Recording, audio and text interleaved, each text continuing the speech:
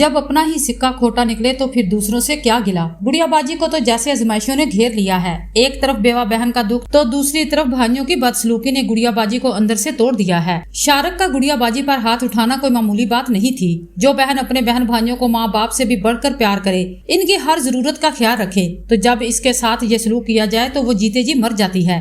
अहमद शाहरुख को गरेबान से पकड़ लेता है कि अगर गुड़िया बाजी को कुछ हुआ ना तो मैं आपको भी जिंदा नहीं छोड़ूंगा। मारिया जब देखती है कि मेरी वजह से पूरा घर एक दूसरे का दुश्मन बन चुका है तो वो खामोशी से घर छोड़कर चली जाती है। गुड़िया बाजी को जैसे ही होश आता है तो वो सबसे पहले मारिया के बारे में पूछती है। मारिया कहाँ है? अहमद और आफिया एक दूसरे के मुंह की तरफ देखते हैं। मारिया तो घर पर ही थी। अहमद मारिया को कॉल करता है तो इसका नंबर बंद जाता है। वो फौरन घर आकर मारिया को ढूंढने की कोशिश करता है, लेकिन मारिया कहीं भी नहीं मिलती। नाज़नीन इसी मौके का फायदा उठाती है और मारिया पर बहुत घटिया इल्जाम लगा देती है। इसे क्यों ढूंढ रहे हो? वो अपने किसी फ्रेंड के साथ भाग गई है। अहमद कहता है कि अपनी जुबान संभाल कर बात करे। एक बहन आप लोगों की वजह से हॉस्पिटल में पड़ी है तो दूसरी आप लोगों से तंग आकर घर छोड़कर जा चुकी है। अब खुदा का खौफ क्यों नहीं करती? नाज़नीन कहती है कि वो एक कातला थी। अच्छा हुआ कि इस घर से खुद ही चली गई, वरना मेरे हाथों से मारी जाती। अहमद नाज़नीन को तकरार करते हुए छोड़कर चला जाता है। नाज़नीन अपनी माँ से कहती है कि पूरे मोहल्ले में ये बात फैला दे कि मारिया किसी के साथ भाग गई है। अब मैं देखती हूँ कि ये किस तरह से लोगों का सामना करते हैं। इनको तो मैं किसी को मुंह दिखाने के काबिल नहीं छोड़ूंगी। अहमद पुलिस को लेकर उल्टे पैरों वापस आता है तो नाज़नीन घबरा जाती है। तुम पुलिस को क्यों लेकर आए हो? अहमद कहता है कि अब पानी सर से गुजर चुका है। तुम्हारे शोहर ने और तुमने मिलकर गुड़िया बाजी पर कातलाना हमला किया है और मारिया को अगवा करवा दिया है।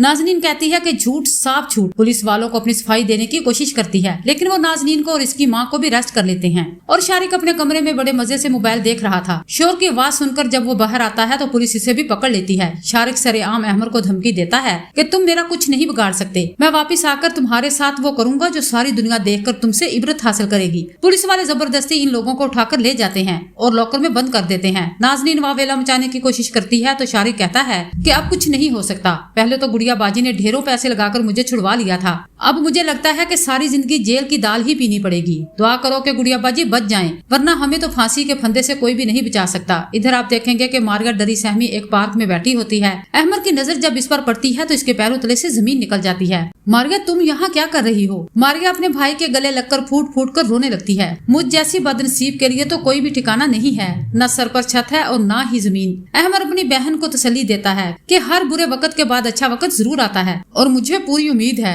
ये हम पर से मुसीबतें बहुत जल्द टल जाएंगी। चलो मेरे साथ, गुड़िया बाजी तुम्हें बुला रही हैं। मारिया गुड़िया बाजी की खैरियत मालूम करती है तो अहमद कहता है कि वो खतरे से बाहर हैं, लेकिन इनके सर पर शदीद चोट आई है जिसकी वजह से अभी वो हॉस्पिटल में ही हैं। लेकिन तुम्हें मेरे साथ जाना होगा, वो तुम्हारी वजह से बहुत परेशान हैं। मारिया कहती है कि आपने हमजा भाई को इतला की है। अहमद कहता है कि उन्हें परेशान करने की जरूरत नहीं है, वो तो पहले ही बहुत बड़े मसले से गुजर रहे हैं।